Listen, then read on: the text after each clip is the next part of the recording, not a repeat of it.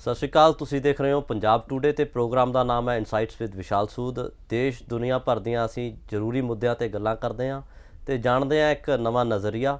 ਤੇ ਸਾਡੇ ਨਾਲ ਹਮੇਸ਼ਾ ਸੂਦ ਸਾਹਿਬ ਹੁੰਦੇ ਨੇ। Welcome sir. Thank you sir, Jakhar ਸਾਹਿਬ ਨੇ ਕਿਹਾ ਕਿ ਪੰਜਾਬ ਦੇ ਵਿੱਚ ਹੁਣ ਬੀਜੇਪੀ ਦਾ ਸਮਾਂ ਆ ਗਿਆ। ਦੇਖੋ, ਜੇ ਉਹਨਾਂ ਨੇ ਬੀਜੇਪੀ ਜੁਆਇਨ ਕੀਤੀ ਆ and he has been one of the tall leaders of Punjab, ਉਹਨਾਂ ਦੇ ਆਉਣ ਨਾਲ ਬੀਜੇਪੀ ਨੂੰ ਸਟਰੈਂਥ ਤੇ ਮਿਲੀ ਆ। ਟਾਈਮ ਆ ਗਿਆ, ਇਹ ਕਿਸ ਬੇਸਿਸ ਤੇ ਦੱਸਾਂਗੇ ਜੀ। It is too early and ਉਹਨਾਂ ਨੂੰ ਹੋਪਫੁਲ ਹੋਣਾ ਚਾਹੀਦਾ। ਦੇਖੋ, ਕਿਸੇ ਵੀ ਥਾਂ ਤੇ ਹੁਣ ਤੁਸੀਂ ਜੇ ਵੇਖੋ ਕਿ there are some traditional parties of Punjab ਜਿਹੜੀਆਂ ਪਾਵਰ 'ਚ ਰਹੀਆਂ ਨੇ, they are on a kind of decline ਵਿਚ is very obvious to people ji. People don't have that, ਉਹਨਾਂ ਕੋ ਉਸ ਤਰ੍ਹਾਂ ਦਾ ਫੇਥ ਨਹੀਂ ਹੈਗਾ ਉਹਨਾਂ ਪਾਰਟੀਆਂ 'ਚ। ਆਮ ਆਦਮੀ ਪਾਰਟੀ 'ਤੇ ਉਹਨਾਂ ਨੇ ਭਰੋਸਾ ਕੀਤਾ, ਪਰ ਜਦੋਂ ਵੀ ਇਸ ਤਰ੍ਹਾਂ ਦਾ ਵੈਕਿਊਮ ਆਉਂਦਾ, ਜਦੋਂ ਇੱਕ ਪਾਰਟੀ ਹੁੰਦੀ ਆ ਤੇ over a period of time ਇੱਕ ਨਵੀਂ ਪਾਰਟੀ ਲਈ ਸਪੇਸ ਬਣਦੀ ਆ। ਆਮ ਆਦਮੀ ਪਾਰਟੀ ਲਈ ਵੀ ਸਪੇਸ ਕਿਵੇਂ ਬਣੀ? ਆਮ ਆਦਮੀ ਪਾਰਟੀ ਲਈ ਇਸ ਤਰ੍ਹਾਂ ਸਪੇਸ ਬਣੀ ਕਿਉਂਕਿ ਜਨਤਾ ਨਾ ਅਕਾਲੀ ਬੀਜੇਪੀ ਸਰਕਾਰ ਤੋਂ ਖੁਸ਼ ਸੀ ਜੀ, ਉਸ ਤੋਂ ਬਾਅਦ ਕਾਂਗਰਸ ਤੋਂ ਵੀ ਖੁਸ਼ ਨਹੀਂ ਸੀ। ਨੈਸ਼ਨਲ ਲੈਵਲ 'ਤੇ ਵੀ ਕਾਂਗਰਸ ਦਾ ਡਿਕਲਾਈਨ ਹੋ ਰਿਹਾ ਸੀ ਅਤੇ ਆਮ ਆਦਮੀ ਅਤੇ ਬੀਜੇਪੀ ਇੱਥੇ ਬਹੁਤ ਜ਼ਿਆਦਾ ਸਟਰੋਂਗ ਸੀ ਨਹੀਂ, ਅਤੇ ਆਮ ਆਦਮੀ ਪਾਰਟੀ ਨੂੰ ਇੱਕ ਗੈਪ ਮਿਲਿਆ ਅਤੇ ਲੋਕਾਂ ਨੇ ਉਹਨਾਂ 'ਤੇ ਉਮੀਦ ਦਿਖਾਈ ਜੀ।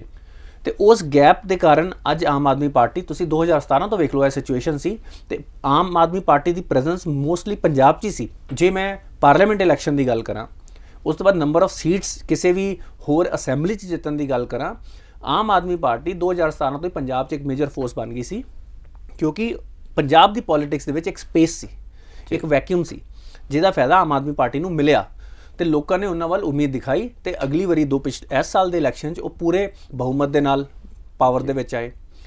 ਸਿਮਿਲਰਲੀ ਹੁਣ ਜਦੋਂ ਇੱਕ ਪਾਰਟੀ ਪਾਵਰ 'ਚ ਰਹਿੰਦੀ ਆ, ਇੱਕ ਕਾਈਂਡ ਆਫ ਐਂਟੀ ਇਨਕੂਬੈਂਸੀ ਤੇ ਹੌਲੀ ਹੌਲੀ ਬਣਦੀ ਹੈ, ਕਿਉਂਕਿ ਹਰ ਚੀਜ਼ ਪਰਫੈਕਟਲੀ ਹੋ ਨਹੀਂ ਸਕਦੀ ਜੀ। ਤੇ ਮੈਨੂੰ ਲੱਗਦਾ ਕਰੰਟ ਸਿਨੈਰੀਓ ਦੇ ਵਿੱਚ ਬੀਜੇਪੀ ਦੀ ਇਹ ਉਮੀਦ ਰੱਖਣਾ ਕਿ ਉਹਨਾਂ ਦਾ ਟਾਈਮ ਆ ਗਿਆ ਹੈ, ਕਿਸੇ ਪਾਸਿਓਂ ਠੀਕ ਵੀ ਆ। ਦੂਜੇ ਪਾਸਿਓਂ ਸੈਂਟਰਲ ਲੈਵਲ ਤੇ ਇੰਡੀਆ ਲੈਵਲ ਤੇ ਬੀਜੇਪੀ ਦੇ ਵਿੱਚ ਬਹੁਤ ਗਰੋਥ ਹੋ ਰਹੀ ਹੈ। ਪੰਜਾਬ ਤੋਂ ਇਲਾਵਾ ਬਾਕੀ ਚਾਰੋਂ ਇਲੈਕਸ਼ਨ ਉਹਨਾਂ ਨੇ ਚੰਗੀ ਮੈਜੋਰਟੀ ਨਾਲ ਜਿੱਤੇ ਜੀ।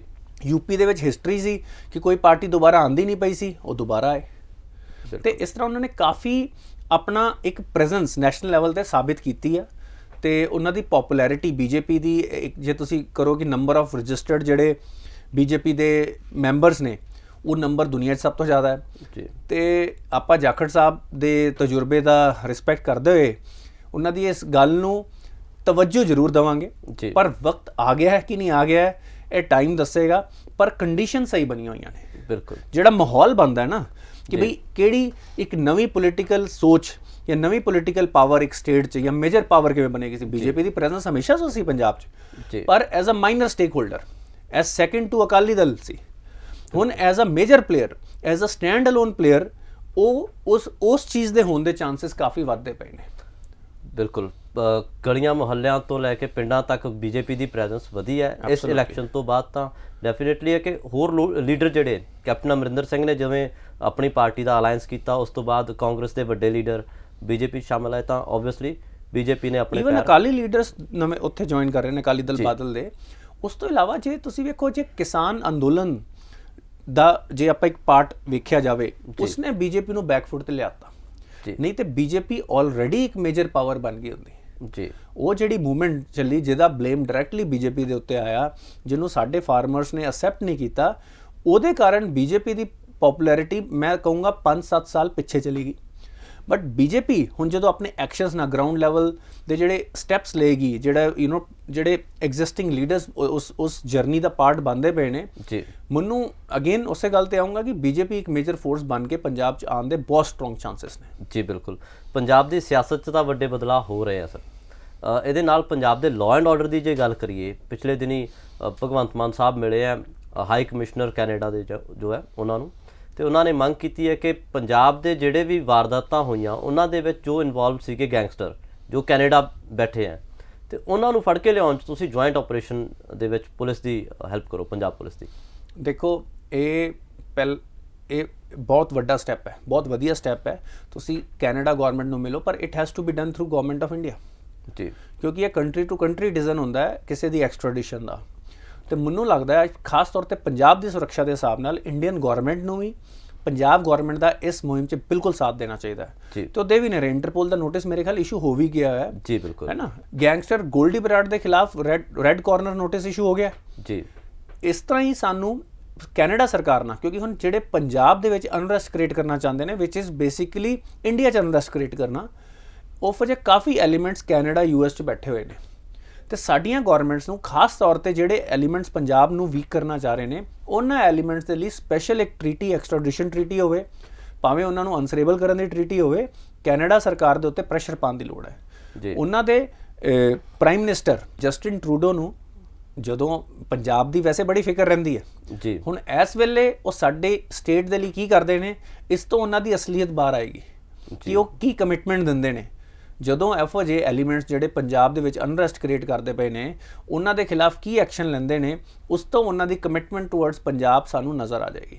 ਹਜੇ ਤੱਕ ਉਹਨਾਂ ਨੇ ਬਿਆਨ ਕੋਈ ਨਹੀਂ ਦਿੱਤਾ, ਕੋਈ ਰੈਸੀਪ੍ਰੋਕੇਸ਼ਨ ਨਹੀਂ ਦਿੱਤੀ ਹੈ ਜੀ। ਜਦੋਂ ਸਾਡੀ ਹਰ ਗੱਲ 'ਚ ਬੋਲਣਾ ਪਸੰਦ ਕਰਦੇ ਨੇ, ਜਦ ਇੰਨੇ ਵੱਡਾ ਲਾਅ ਐਂਡ ਆਰਡਰ ਦੇ ਇਸ਼ੂ ਆ ਰਹੇ ਨੇ, ਜਦੋਂ ਉਹਦਾ ਬੇਸ ਕੈਨੇਡਾ 'ਚ ਨਜ਼ਰ ਆ ਰਿਹਾ ਹੈ, ਤੇ ਜਸਟਿਨ ਟਰੂਡੋ ਦਾ ਬਿਆਨ ਆਉਣਾ ਬਣਦਾ ਸੀ।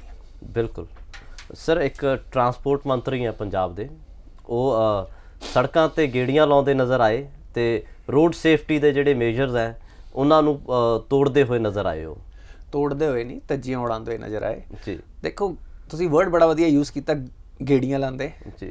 ਤੇ ਹੁਣ ਦੇਖੋ ਇਹ ਇੱਕ ਜਿਹੜਾ ਰੋਲ ਮਾਡਲ ਹੁੰਦਾ, ਜਿਹੜਾ ਸਾਡਾ ਲਾਅ ਮੇਕਰ ਹੁੰਦਾ ਹੈ, ਕਹਿਣ ਨੂੰ ਤਾਂ ਇਹ ਗੱਲ ਹੈ ਕਿ ਬਈ ਕੋਈ ਕਰਪਸ਼ਨ ਨਹੀਂ ਹੈ, ਕੁਛ ਨਹੀਂ ਹੈ, ਬਸ ਹੈ ਕਿ ਬਈ ਗੱਡੀ ਦੇ ਉੱਤੇ ਬਹਿ ਕੇ ਆਪਾਂ ਕਹਿੰਦੇ ਨਾ ਪੰਜਾਬੀ 'ਚ ਵਰਡ ਫੁਕਰੀਆਂ ਮਾਰਦੇ ਪਏ ਜੀ। ਬਟ ਜਿਹੜਾ ਰੋਲ ਮਾਡਲ ਸਾਡਾ ਇਸ ਤਰ੍ਹਾਂ ਬਿਹੇਵ ਕਰੇਗਾ, ਸਾਡੇ ਬੱਚੇ ਤੇ ਯੂਥ ਕੀ ਸਿੱਖਣਗੇ। ਬਿਲਕੁਲ। 2 ਪੁਲਿਸ ਵਾਲਿਆਂ ਦੀ ਜਾਨ ਉਹਨਾਂ ਨੇ ਖਤਰੇ 'ਚ ਪਾਈ ਹੈ, ਜੋ ਵੀ ਮੈਂ ਇਮੇजेस ਵੇਖੀਆਂ ਨੇ ਜੀ। ਉਹਨਾਂ ਦਾ ਬਹਾਨਾ ਕੀ ਆ ਕਿ ਬਈ 3 ਮਹੀਨੇ ਪੁਰਾਣੀ ਵੀਡੀਓ ਆ ਜੀ, ਭਾਵੇਂ 3 ਮਹੀਨੇ ਪੁਰਾਣੀ ਹੋਵੇ, ਤੁਸੀਂ 3 ਮਹੀਨੇ ਪਹਿਲਾਂ ਨਾਬਾਲਿਗ ਤੇ ਸੀ ਨਹੀਂ, ਬੱਚੇ ਤੇ ਤੁਸੀਂ ਸੀ ਨਹੀਂ, ਉਦੋਂ ਵੀ ਤੁਸੀਂ ਮੰਤਰੀ ਸੀ। ਬਿਲਕੁਲ। ਤੇ ਗਵਰਨਮੈਂਟ ਨੂੰ ਉਹਨਾਂ ਨੂੰ ਪਬਲਿਕਲੀ ਡਾਂਟਣਾ ਚਾਹੀਦਾ ਹੈ, CM ਸਾਹਿਬ ਨੂੰ। ਉਹਨਾਂ ਦੇ ਉੱਤੇ ਜੋ ਵੀ ਕੇਸ ਬਣਦਾ ਹੈ as per the discipline of traffic rules. ਜੀ। ਮੈਂ ਇਹਨੂੰ ਇਸ ਤਰ੍ਹਾਂ ਨਹੀਂ ਕਹੂੰਗਾ ਕਿ ਵੀ ਇਹਦੇ ਕਾਰਨ ਉਹਨਾਂ ਨੂੰ ਮਿਨਿਸਟਰੀ ਤੋਂ ਲਾਤਾ ਜਾਵੇ। ਜੀ। ਠੀਕ ਹੈ ਨਾ, ਪ੍ਰੋਪੋਰਸ਼ਨੈਲਿਟੀ ਹੋਣੀ ਚਾਹੀਦੀ ਹੈ ਤੁਹਾਡੇ ਐਕਸ਼ਨ ਦੇ ਵਿੱਚ। ਬਿਲਕੁਲ। ਫਾਈਨ ਲੱਗੇ, ਲਾਇਸੈਂਸ ਉਹਨਾਂ ਦਾ ਜ਼ਬਤ ਕੀਤਾ ਜਾਵੇ, ਗੱਡੀ ਉਹਨਾਂ ਦੀ ਜ਼ਬਤ ਕੀਤੀ ਜਾਵੇ, ਤਗੜਾ ਫਾਈਨ ਲਾਇਆ ਜਾਵੇ ਤਾਂ ਕਿ ਐਗਜ਼ਾਮਪਲ ਸੈੱਟ ਹੋਵੇ। ਤੇ ਆਮ ਆਦਮੀ ਪਾਰਟੀ ਸਰਕਾਰ ਵੀ ਕਹੇ ਕਿ ਦਿਸ ਇਜ਼ ਨਾਟ ਅਸੈਪਟੇਬਲ। ਇਹ ਇੱਕ ਨਿਊ ਕੇ ਰਹਿਣ ਵਾਲਾ ਜੋ ਅਸੀਂ ਕਲਚਰ ਬਣਾਉਣਾ ਚਾਹੁੰਦੇ ਹਾਂ ਜੀ, ਜੋ ਹਿਊਮਿਲਿਟੀ ਦਾ ਇਹ ਨਾ ਇੱਕ ਵਧੀਆ ਪੋਜ਼ਿਟਿਵ ਕਲਚਰ ਜੋ ਪੰਜਾਬ ਦਾ ਦਿਖਾਉਣਾ ਚਾਹੁੰਦੇ ਨੇ, ਉਹਦੇ ਬਿਲਕੁਲ ਵਿਪਰੀਤ ਹੈ। ਇਹਦੇ ਵਿੱਚ ਇਹ ਪ੍ਰੋਬਲਮ ਹੈ। ਬਿਲकुल सर चलते हैं नेशनल सेगमेंट वाल। सर, आम आदमी पार्टी गुजरात में बड़ी एक्टिव नज़र आई पिछले दिनों में, फिर अब कौन से ट्रस्ट इश्यूज बने कि वो अपनी पार्टी में किसी पे विश्वास नहीं कर पा रहे हैं? देखो, आम आदमी पार्टी की अभी हम बात कर रहे थे इन आर पंजाब सेक्शन जी, कि यहाँ पे उनको वो इन्वायरमेंट और माहौल मिला जी। यहाँ पे उनको एक वैक्यूम मिला जहाँ पे उनकी पार्टी, डिस्पाइट जब भी एक नई पार्टी बनती है, किसी भी स्टेट में यूनिट बनता है, उसमें अफरा तफरी होती है। कई रोल्स अपनी पावर के लिए, कई इंडिविजुअल जिनको लगता है कि हमें एक मेजर रोल मिलना चाहिए, उनकी आपसी स्ट्रगल और पॉलिटिक्स शुरू हो जाती है पहले दिन से, चाहे वो फ्लेजलिंग पार्टी है जी। यहाँ पे भी वो गलतियां पिछली बार 2017 में भी आपको याद होगा कि एक टाइम पे लग रहा था 2017 में भी उनकी सरकार बनेगी। बिल्कुल। पर एक आपसी जो उनके मतभेद थे जी, जो आपस में डिस्ट्रस्ट था, जो हर कोई पावर हंग्री हो गया था, हर किसी को हर आम आदमी पार्टी का हर मेंबर ये सोचता था कि पंजाब का CM उसी को होना चाहिए जी। तो उसके कारण वो जो गैप आया, उसने पार्टी की जो विक्ट्री थी उसको 5 साल पोस्टपोन किया। मैं तो ये मानता हूँ। बिल्कुल। अगर वो अच्छा काम करते तो इस बार शायद उनकी दूसरी टर्म होती। जी। सेकंड बात, अब यही गुजरात की बात है। गुजरात में मेरे को आम आदमी पार्टी के लिए इस तरह का कोई वैक्यूम नजर नहीं आता जी। वहां पे बीजेपी और कांग्रेस का बहुत ही स्ट्रांग फुटहोल्ड है जी। राइट। अब होता क्या है कि जब 1-2 पार्टियां जो ट्रेडिशनल पार्टी हैं, उनका स्ट्रांग फुटहोल्ड होता है तो उनके टॉप लीडर्स उनको छोड़ते नहीं है जी। नई पार्टी को जो रिजेक्टेड होते हैं उन पार्टी से, या जो अभी स्ट्रगल कर रहे होते हैं, उन लोगों को एंगेज करना पड़ता है। अब वही बात आती है, हर किसी को लगता है जी CM तो मैं ही गुजरात का बनना चाहिए, आम आदमी पार्टी, और सबको लगता है कि अब इस बार तो आम आदमी पार्टी आएगी, हर पार्टी यही सोच रही होती है जी। तो अब हुआ क्या है, वहाँ पे बहुत एक्सट्रीम चीज़ हुई है।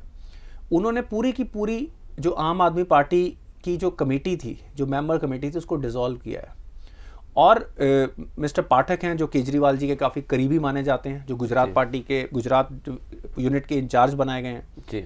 उन्होंने हर कॉन्स्टिट्यूंसी के बेसिस पे एक टीम बनाई है जी। उस टीम में वो अभी हर जो भी एक असेंबली की है उस वहाँ का एक एनालिसिस कर रहे हैं जी। उसके बेसिस पे वो वहाँ के लीडर्स चुनेंगे, वहाँ के कौन से कैंडिडेट होने वो चुनेंगे जी। और उसके बेसिस पे they will decide who will get the tickets. बिल्कुल। अब ये एक्टिविटी ग्राउंड लेवल पे गुजरात में लोगों में आम आदमी पार्टी की प्रेजेंस, एक्सेप्टेंस क्या उतनी है जो आम आदमी पार्टी क्लेम कर रही है?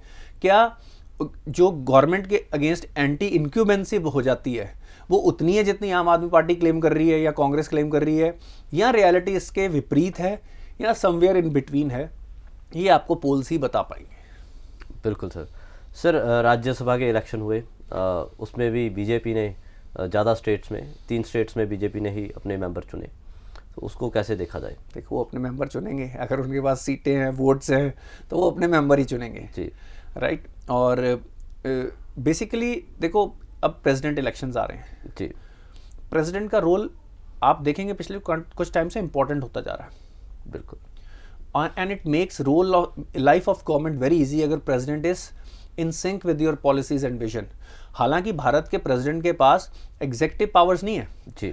पर वो जब एक बार भी, हालांकि वो 2 बार नहीं रिजेक्ट कर सकते, जो भी हम पास होता है रेजोल्यूशन किसी असेंबली अपने पार्लियामेंट से वो उसको एक बार रिजेक्ट कर सकते हैं। पर जब वो एक बार रिजेक्ट करते हैं वो एक मैसेज आता है। जब प्रेसिडेंट ये बोलता है कि उनको ये लोगों के हित में नहीं लगता है तो ये गवर्नमेंट के ऊपर काफ़ी क्वेश्चन खड़े करता है जी। तो जब प्रेसिडेंट आपकी विजन में बिलीव करते हो तो इट मेक्स, और अभी प्रेसिडेंशियल इलेक्शन आने वाले हैं तो उस कॉन्टेक्स्ट में राज्यसभा में कितनी सीटें किसको मिल रही हैं ये बहुत ज़्यादा ज़रूरी हो जाता है। बिल्कुल। और अब बीजेपी राज्यसभा में भी, उनकी देखो लोकसभा में तो मेजॉरिटी थी, अब वो राज्यसभा में भी अपनी मेजॉरिटी बनाने की कोशिश कर रहे हैं और जो हर पार्टी का हक बनता है कि वो अपने आप को मेजॉरिटी में लेके आए। बिल्कुल।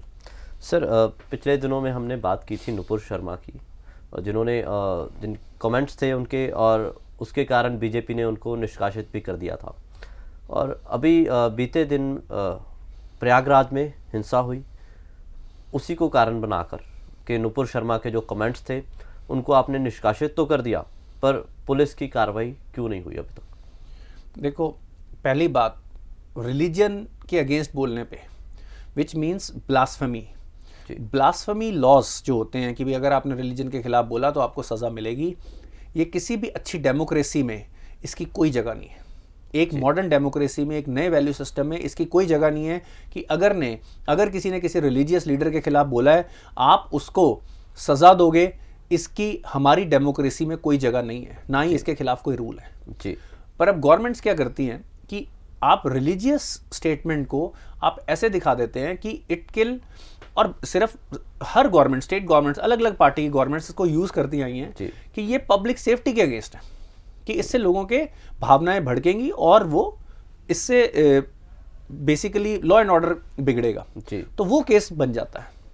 एज सच अगर आप कोई किसी का रिलीजियस सेंटिमेंट या आपको कोई रिलीजियस व्यू नहीं पसंद है, हर भारतीय को अधिकार है वो अपने एक्सप्रेस कर पाए जी। अब अनफॉर्चुनेटली ये सिर्फ प्रयागराज में नहीं हुआ, ये 8-10 सिटी में हुआ, और इससे ये और काफ़ी पार्टीज जो कहती हैं कि वो मुस्लिम समुदाय को रिप्रेजेंट करती हैं, पर मेरे को लगता है कि वही रिस्पॉन्सिबल हैं। अगर आप देखो, हम अगेन जो इंपॉर्टेंट चीज़ें उसकी बात करते हैं, रिलीजन इज इंपॉर्टेंट, ये आपको लाइफ में मतलब देता है, आपको अपने रिलीजन की रिस्पेक्ट करनी चाहिए जी। पर religion should not be at the cost of बच्चों की एजुकेशन जी, औरतों की सेफ्टी, एट दी आपकी बेसिकली हेल्थ जी, इकोनॉमिक डेवलपमेंट। आज मुस्लिम कम्युनिटी भारत में सबसे कम इनकम वाली कम्युनिटीज़ में आती है, रिलीजन में आती है। अब होता क्या है कि जब आप, उसका रीज़न ये है कि Muslim community has been led by Muslim scholars ji, so they have ensured, क्योंकि उनका इंटरेस्ट उसी में था पहले, क्योंकि उनकी फैमिलीज काइंड ऑफ अलग अलग एरिया में मुस्लिम कम्युनिटी को काइंड ऑफ गवर्न करती हैं और उनके सेंटिमेंट्स को बेसिकली सेंटिमेंट्स को भी गवर्न करती हैं जी।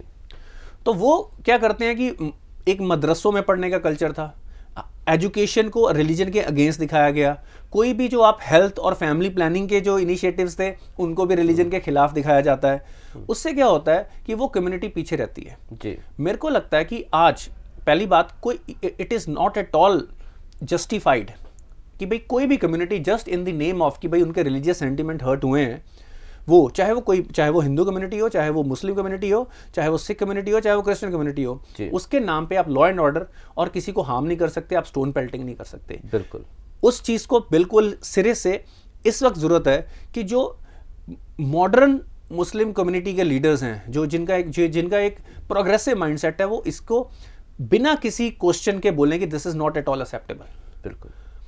अब बीजेपी क्या कर सकती है कि अगर अब एज अ पार्टी अगर उनको लगता है कि ये व्यूज़ हमारी पार्टी के व्यूज़ के सिंक में नहीं है, वो स्पोक्समैन को डिसिप्लिनरी तरीके से निकाल सकते हैं, जो उन्होंने किया जी। बट अगर एक बंदा एक व्यूज़ दे रहा है किसी भी रिलीजन के लिए, है ना, कि भाई ये मेरे व्यूज़ हैं या ये फैक्ट्स हैं, उसको आप लीगल तरीके से ले जाओ।